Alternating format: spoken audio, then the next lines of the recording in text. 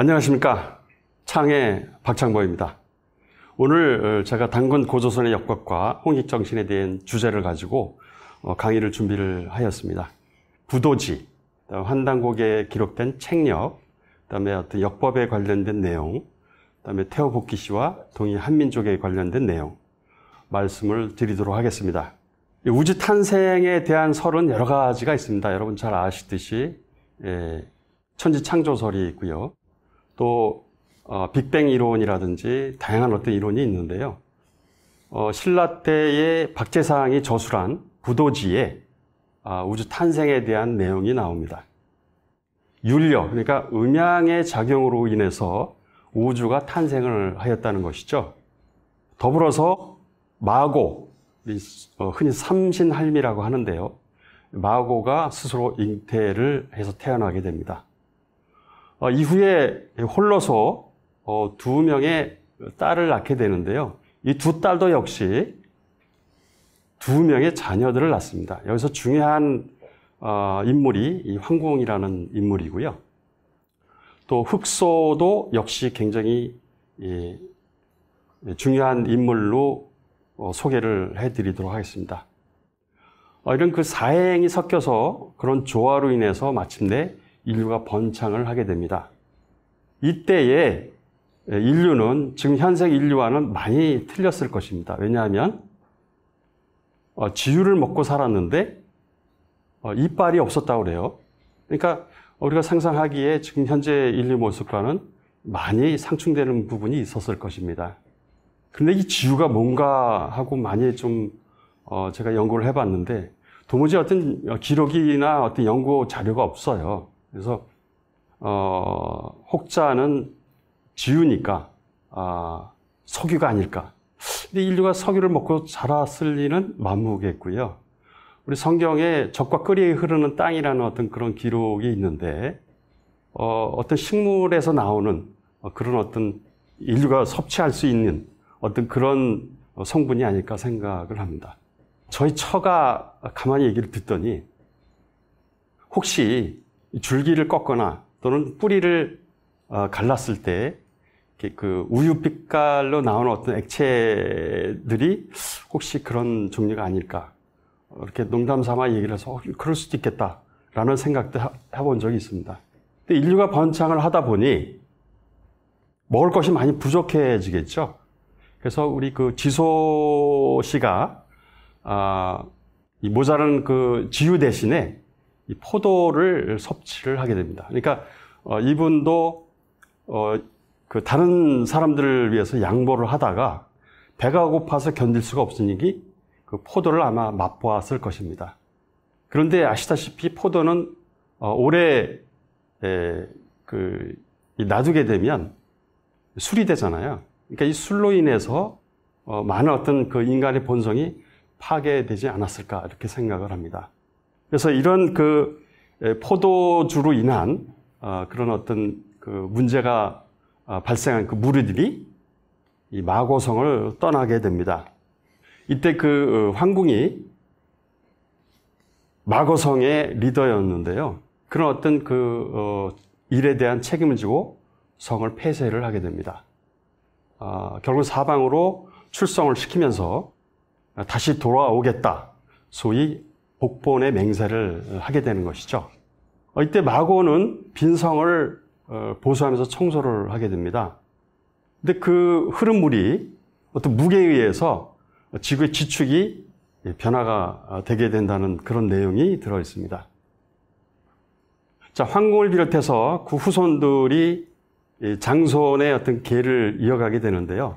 유인씨, 환인씨, 환웅씨, 단군이 어떤 천보삼인을 계승을 하게 됩니다. 이때 이 장손들은 1년 364일 역법을 주관을 하게 되는데요. 우리가 지금 현재 쓰고 있는 12월 30일이 아니고 13월 28일이 됩니다. 그러니까 전부 합산을 하게 되면 364일이 되는데 이 우주 탄생의 이론에 의하면 지금도 현재 계속 팽창을 하고 있다고 합니다. 그러니까 자전과 공존을 하면서 아마도 이 시간이 계속 늘어나겠죠. 그러니까 지금은 365일로 1년을 삼게 되는데요.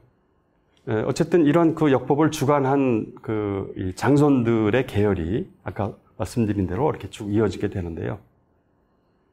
이 우리 주류, 이 장손의 주류들이 천산이나 태백산, 그리고 청고를 거쳐서 만주의 이동 경로를 가집니다.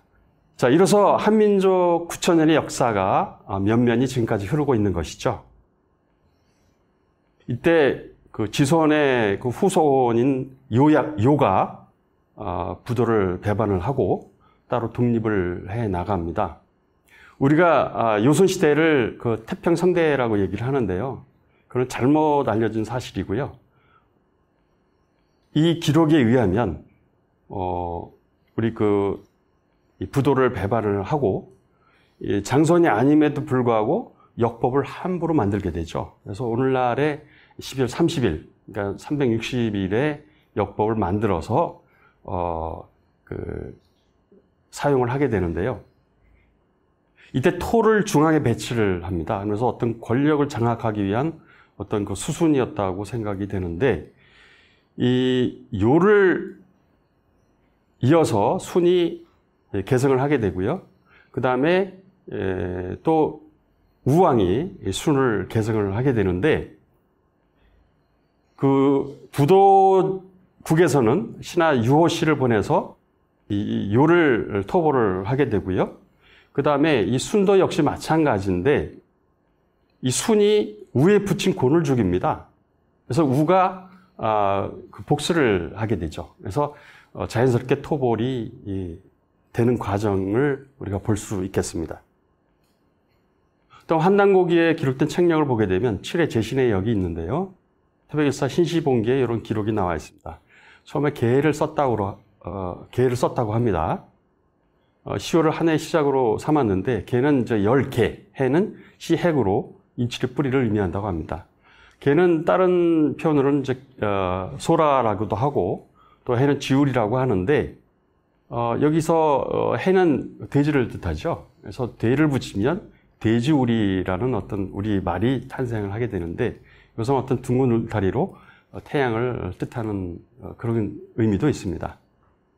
그 다음에 이제 그 천신, 월신, 수신, 화신, 목신, 금신, 토신의 순서로 하늘에 제사를 지내는데, 여기서 얘기하는 천신은 일신을 뜻하니 오늘날 우리가 사용하는 일주일의 개념이 여기서 나온 것으로 이해가 됩니다.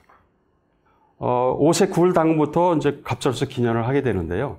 이 갑자는 황제가 대여에게 갑자를 만들도록 했다는 기록이 있고, 한무제가 인호를 정월로 했다는 기록도 우리가 주목할 필요가 있겠습니다. 이 간지에 대한 기록은 여러 군데서 나오는데요. 가령 그 삼성기전에서는 식간 12제 신장을, 그러니까 어떤 그 군장의 계급을 이렇게 아마 식간 12제로 나눴다는 어떤 기록인 것 같습니다. 그 다음에 이 식간 12지로 일년의 절기를 정하였다는 기록이 있었고, 또 아까 소개를 해드렸습니다만 황제가 이 대유에게 명해서 간지를 만들었다는 기록, 청국의 삼천궁 자부선인으로부터 삼원 내문경을 전수받았다는 기록이 있는데, 이 내용은 이 천황 등의 어떤 사망의 신선사상, 그다음 배달국의 철학에 담겨 있다라고 합니다. 이 간지에 대한 실체는 우리 은어 유적에서 우리가 그 발견을 하게 됐는데요. 아시다시피 은상의 어떤 나라죠. 상이라는 나라 또는 은이라고도 표현을 하는데, 고조선의 반개국입니다. 주에 의해서 상나라가 망했을 때 왕족인 기자가 종선왕거했던 기록이 있는데요. 그 종선왕거했다는 그 강력이 바로 고구려의 전신인 고죽국입니다. 아시다시피 고죽국은 고조선의 반개국이죠. 이때 갑골문에 식간 12지가 나오는데 날짜를 기록한 개념입니다. 그래서 하늘의 어떤 뜻을 묻고 구멍을 뚫어서 불질을 하게 되면 그 뽁소리와 함께 갈라지는 모양을 보고 하늘의 뜻을 짐작을 하였다고 하는데, 그 방법에 대해서는 아직 연구된 바는 없는 것 같습니다. 근데 그 복자를 보게 되면 갈라진 모양이고요. 그다음에 왜 복으로 발음을 했느냐? 갈라지는 소리예요. 뻑 하는 그런 소리. 자, 상시기에는 이 날짜를 표기하는 데 사용을 했고요. 그다음에 연월 시는 시대의 흐름에 따라 가지고 또 사용을 하게 됩니다. 육식갑자가 만들어지기 전에 부르던 명칭이 있는데요. 바로 이제 고갑자입니다. 후한서 인력제에 나오고 사기 율서에도 나오는 내용을 보게 되면 갑자를 알봉 곤돈으로 이렇게 표기를 하였다고 합니다. 그래서 갑은 그쳐서 만난다는 뜻. 아주 그 기운이 미미하지만 때를 잃지 않았다는 것을 의미한다고 합니다. 자는 다른 표현으로 곤돈이라고 말씀을 드렸죠. 힘쓰는 것이 부족하다. 양기가 모두 혼돈해서 만물이 싹트기 시작했다는 것을 의미를 하는데 우리가 그 한겨울이 지나고 막 싹이 트기 시작하는 그런 어떤 그 식물의 모양을 상상을 하시면 될 것 같습니다. 세종조의 이순지라는 학자가 쓴 천문 유초에 이 오성 치각에 대한 기록이 있습니다. 그러니까 해가 갑인일 때 이때 그 기원전 2467년인데요. 갑절 초하루 아침에 그 동짓날 한밤중에 해와 달 그리고 오성이 자방에 합하였다. 이 자방의 그 28수 중에 이제 그 각의 위치, 각이라는 그 별의 위치를 뜻하는데요. 이렇게 그 쭉 일렬로 늘어서 있는 그런 모습을 보고 굉장히 상스럽게 생각했다는 것이죠. 그래서 전후 고양시가 책력을 만드는데 기원으로 삼았다고 합니다. 전후는 아시다시피 사망 오제 중에 한 분이신데요. 굉장히 그 무에 심취하시고 아주 강인한 그런 군주로 알고 있습니다.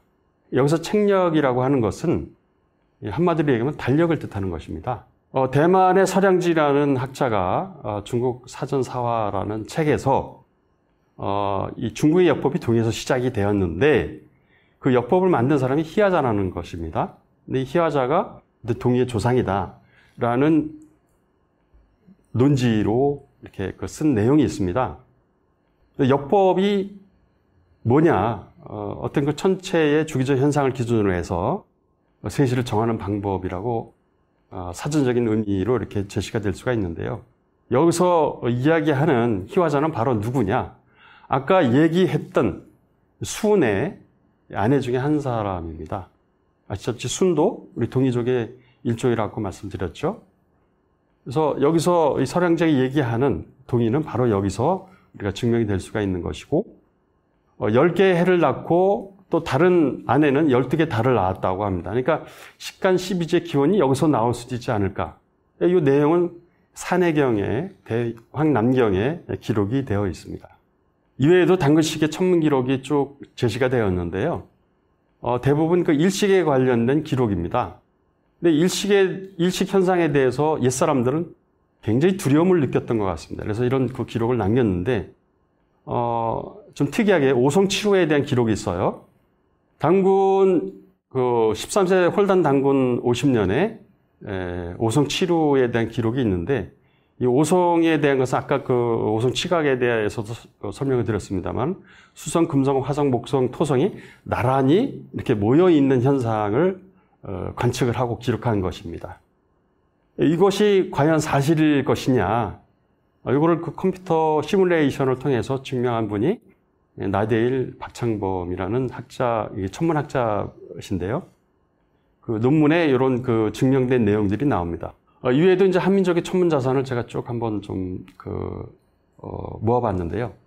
우리 석기시대의 암각화, 그리고 고인들의 표기된 어떤 별자리에 대한 자산부터 조선에는 그 천문 기록이 약 2만 개가 기록이 되어 있고, 그 외에 이제 천문에 대한 어떤 여러 가지 유물들이 우리가 알고 있는 해시계라든지 또는 뭐 물시계라든지 이런 것들이 우리가 확인할 수 있는 자산들이죠. 지금까지 살펴본 바와 같이 이런 그 천문 자산은 어떤 강력한 국가가 융성했다는 증거이고요.